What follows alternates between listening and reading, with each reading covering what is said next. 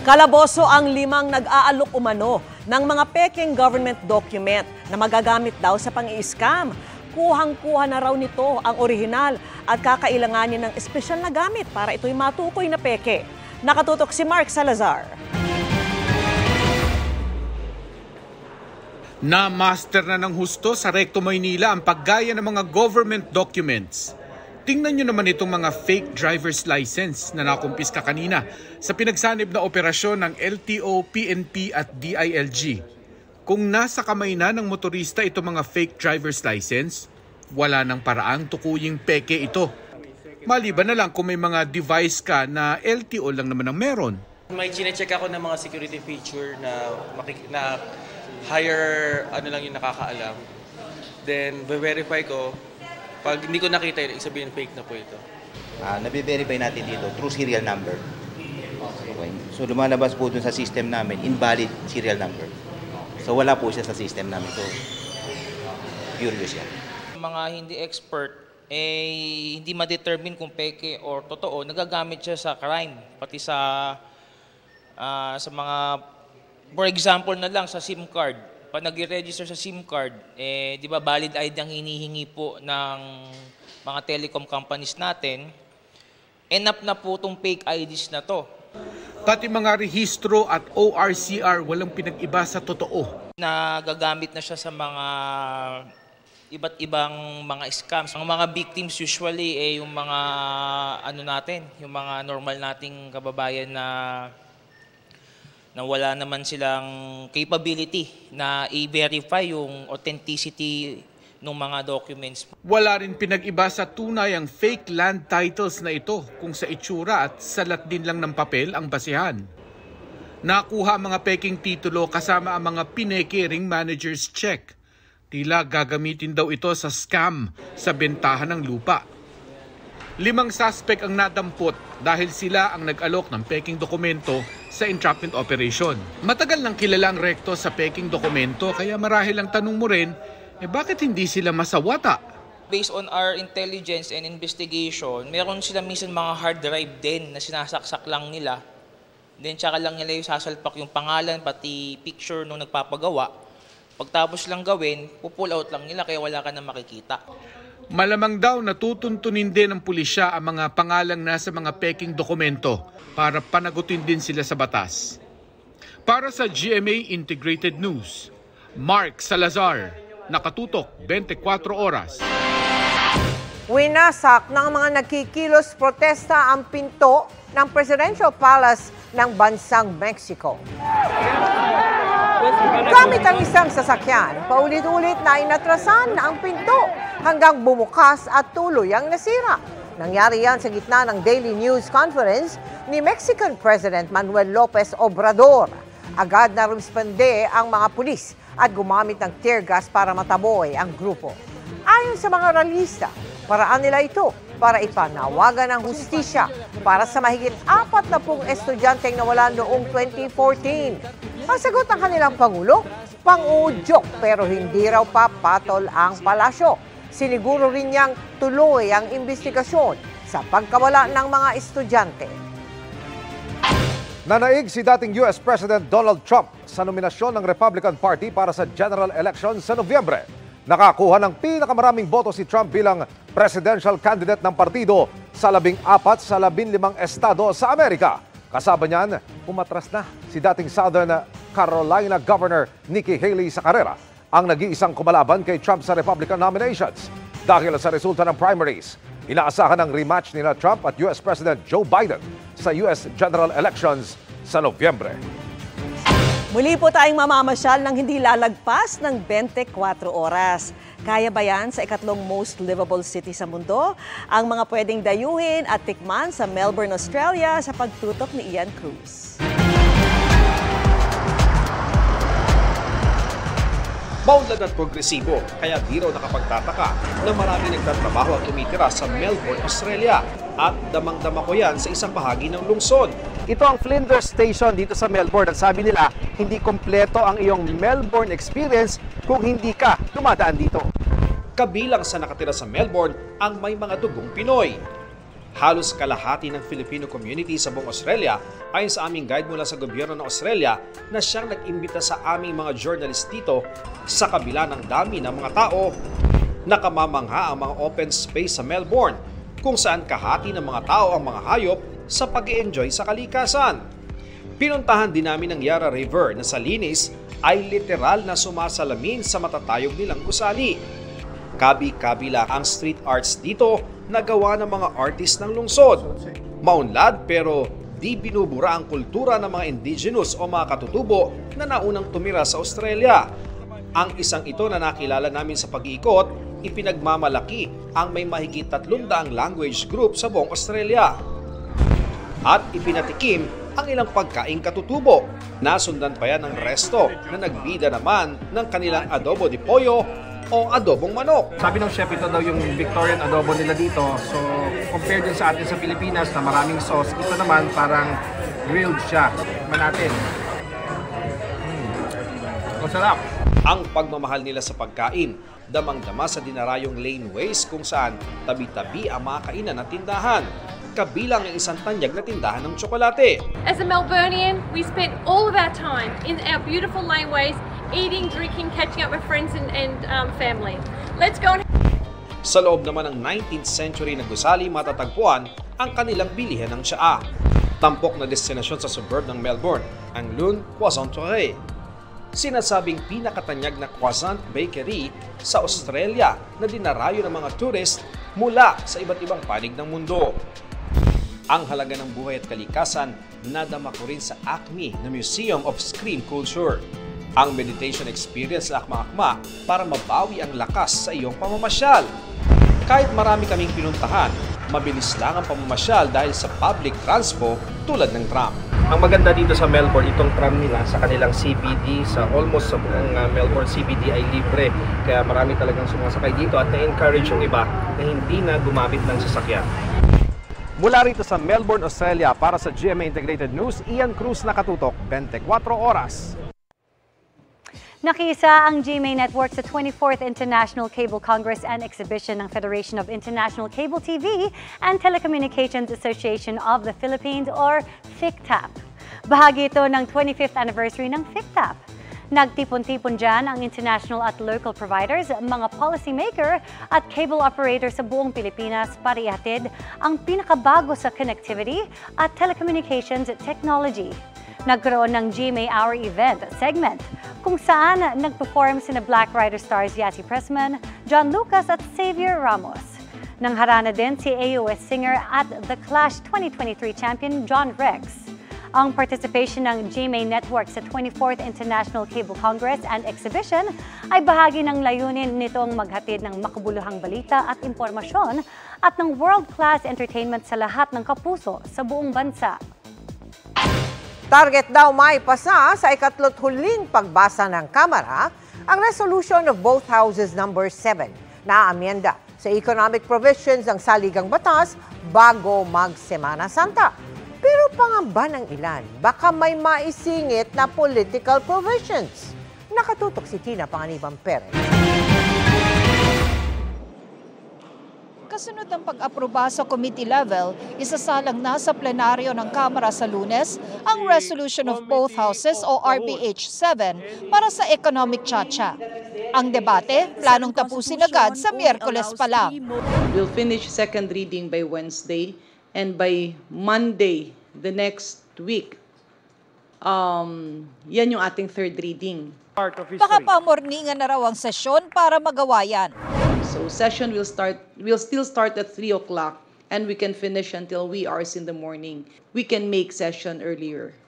Pero pangamba ng Makabayan Bloc sa ginagawang paghahabol, magsisingit pa ng iba pang economic amendments bukod sa sektor ng edukasyon, advertising at public utilities. Bukod dyan, yung lagdagan na rin lang nila yan ng mga political provisions.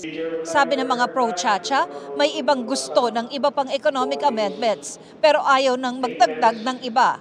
Pero the political amendments is very impossible. It is a political suicide if we continue na ipaglaban yung political na aspeto ng charter change. Kinopya lang ng Kamara ang malaking bahagi ng RBH 7 ito sa RBH 6 ng Senado na hindi pa naaaprubahan sa ngayon. Siyempre, the Senate would like to call itself a separate body. There is really no problem with that. Walang problema ang voting separately if Senate has adequate numbers. Kung gusto, maraming paraan. Kung ayaw, maraming dahilan. Optimistic pa rin po ako dahil unang-una, the SP has already given his assurance to the President. Kung maaprubahan sa ikalawang pagbasa ang RBH 7 bago o pagsapit ng March 13, isasalang na ito sa ikatlo't huling pagbasa sa March 18. May hanggang March 20 ang Kamara para aprubahan ito bago mag-Holy Week break ang Kongreso sa March 23. Para sa GMA Integrated News, Tina Panganiban Perez, nakatutok 24 oras. Inaasikaso na po ng gobyerno ang pag-uuwi sa Pilipinas ng mga labi ng 2 Pilipinong nasawi sa missile attack ng rebeldeng Houthi. Sa gitna niyan, labis po ang pagdadalamhati ng kanilang mga naulila. At nakatutok si Rafi Tima. Sa pamamagitan ng OWA, nakausap ng mga membro ng media ang asawa ng isa sa mga nasawing tripulante at asawa ng seryosong nasaktan sa missile attack ng mga rebeldeng Houthi sa Yemen kahapon. Sa kahilingan ng parehong may bahay, hindi namin sila papangalanan at hindi ipapakita ang kanilang muka. Ayon sa may bahay ng isa sa mga nasawi, naikwentro ng kanyang asawa na dadaan sila sa isang delikadong lugar sa Yemen. Nung mga nakaraan pa, ano pong kwento niya? nagsasabi mo siya na dadaan sila sa war zone, high-risk area nga daw po. Siyempre po, natakot, kinakabahan kasi first time niya po yung ganong Dati mga pera-perata lang, ngayon po talagang mga terorista na eh. 2 anak na 7 at 5 taong gulang ang iniwang anak ng nasawing tripulante. Sa kanyang pakikipag-usap kay OWA Administrator Arnel Ignacio, tila umaasa pa siyang sana nagkamali sa pag-identify ang mga otoridad at injured lang ang kanyang asawa. Pero sa kasawiang palad ayon sa OWA, kumpirmado na ang pagkamatay ng 2 Pinoy na tripulante sa naturang pag-atake. Inaasikaso na rin nila na agad maiuwi ang mga biktima, katuwang ang DMW at DFA. Sa ganitong tragedy, sa loss of life at active member at ganitong trahedya nangyari, makakatulong kaagad tayo with 200,000 and 20,000 for the funeral. Ang may bahay ng isa sa mga sugatan sa social media at sa manning agency lang daw nakikibalita. Kaya naman tila napanatag ang kanyang loob nang malaman mismo sa OWA ang kalagayan ng kanyang asawa. Hindi siya kasali doon. Ay, thank you, Lord. Oo naman, nadala sa, as I've said, dinala sa ospital yung asawa mo and ginagawa siya. Nangako naman ng OWA na bibigyan ng regular na update ang pamilya ng mga apektadong Pilipino sa ginawang pag-atake ng mga rebelde sa karagatan ng Yemen. Ang 10 iba pang Pilipinong tripulante na hindi nasaktan sa insidente, namimili na raw ng gamit at anumang araw, makababalik na sa bansa. Para sa GMA Integrated News, Rafi Tima, nakatutok, 24 oras.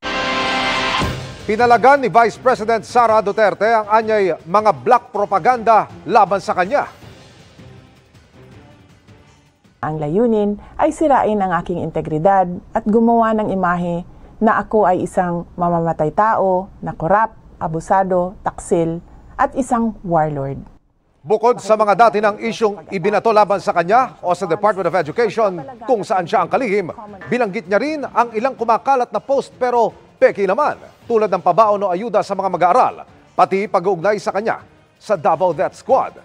Ang mga paniniray nagkukubli umano sa personal at politikal na interes para isuko anya ang kanyang sinumpaang tungkulin. Ulat panahon naman po tayo, maaliwalas ang panahon bukas sa halos buong bansa, maliban lang sa ilang lugar kung saan may tsansa ng ulan. Base po sa datos ng Metro Weather, posible ang ulan sa Cagayan, Isabela, Cordillera, Aurora, Quezon, Zambales at Bataan. May malalakas na ulan sa ilang probinsya kaya maging handa po sa banta ng baha o landslide. Mababa naman ang tsansa ng ulan sa Visayas at Mindanao pero posible pa rin ang localized thunderstorms lalo na po sa hapon o gabi.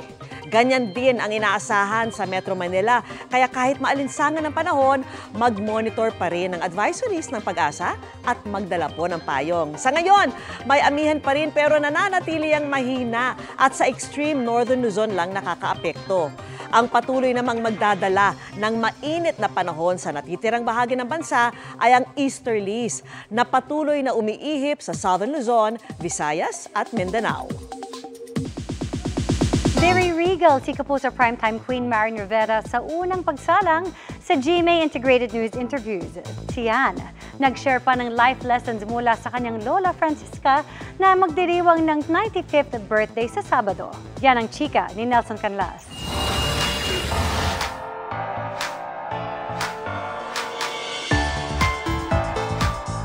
Beautiful inside and out.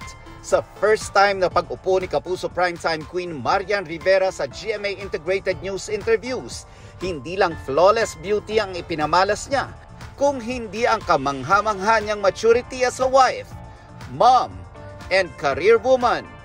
Lahat daw ng ito, utang ni Yan sa kanyang Lola Francisca na magdiriwang ng 95th birthday this Saturday. Actually, sa lahat ng motto ko yata sa buhay, sa kanya nang galing. Uumpisahan ko yan sa parents. Palagi sinasabi sa akin na, way back, huwag ka magtatanim ng sama ng loob sa pamilya mo or sa mga magulang mo kasi you never be successful kapag may galit ka sa parents mo. Kung ano may nangyari sa mama mo at papa mo, i-let go mo yan. Bigay mo na lang sa taas yan. Number 2, kahit anong mangyari sa'yo, huwag kang makakalimot sa mga taong tumulong sa'yo. And then siguro lastly, as long as ginagawa mo ng tama ang mga bagay-bagay at wala kang tinatapakan, pagpapalain ka ng Panginoon. Kaya talagang pasasalamat ko kay nanay kung paano niya talaga ako pinalaki ng maayos. Naikwento dati ng kanyang ina na si Amalia sa isang interview na maaaring nagkaroon ng tampo ang anak, lalo na sa mga panahong OFW siya. Si nanay, habang lumalaki ako, yun ang hinuhubog niya sa akin eh. Nagtatrabaho yung mga magulang mo, nandito ka sa akin. Kaya siguro in time na dumating yung panahon na may isip ako, na sinabi ko na, Ma, it's about time. Hindi siya nagdalawang isip, umuwi talaga siya to be with me. So para sa akin, malaking bagay yun. Na ngayon masasabi ko talaga na super best friend kami, na talagang anything under the sun na pag-uusapan naming dalawa. Itinuturing si Marian bilang isa sa pinakamaganda sa mundo ng showbiz. Pero ano nga ba ang maganda para kay Marian? Kasi kapag bata ka, sabihin mo pag maganda, maputi, tisay. Pero habang tumatanda ka at marami ka na-experience at marami kang ginagawa para sa buhay mo, iba na ang definition mo ng maganda o beauty. Diba? Para sa akin, sa puntong ito, bilang nanay ako, may asawa at ito yung trabaho na ginagawa ko at alam ko anong priority ko. Beauty, kapag alam mong mahalin yung mga tao na wala kang hinging kapalit. Matapos ang success ng family drama na Rewind na pelikula nila ng asawang si Dingdong Dantes, comedy naman ang pinagsasamahan nila sa Jose and Maria's Bonggambilya 2.0. At busy rin si Marian ngayon sa taping ng family drama series na My Guardian Alien. Gaganap siya dito bilang isang alien at ang child actor naman na si Rafael Landicio ang gaganap bilang kanyang anak. Magkasama silang dumalaw, nakibanding at nag-book reading sa ilang bata sa 2 elementary schools kanina. Kasi talagang gusto ko ihatid yung kwento ni Catherine eh. Yung, ito na nga, My Guardian Alien. So gusto kong ihatid yan sa kanila na good news ito na pang sa inyo itong mga bata kasama ang pamilya nyo. Kasi ang ganda kasi may napupulot kang aral. Nelson Canlas, updated sa Showbiz Happenings. At yan ang mga balita ngayong Huwebes. Ako po si Mel Tiangco. Ako po si Vicky Morales para sa mas malaking misyon. Para sa mas malawak na paglilingkod sa bayan. Ako po si Emil Sumangil. Mula sa GMA Integrated News, ang News Authority ng Pilipino. Nakatuto kami 24 oras.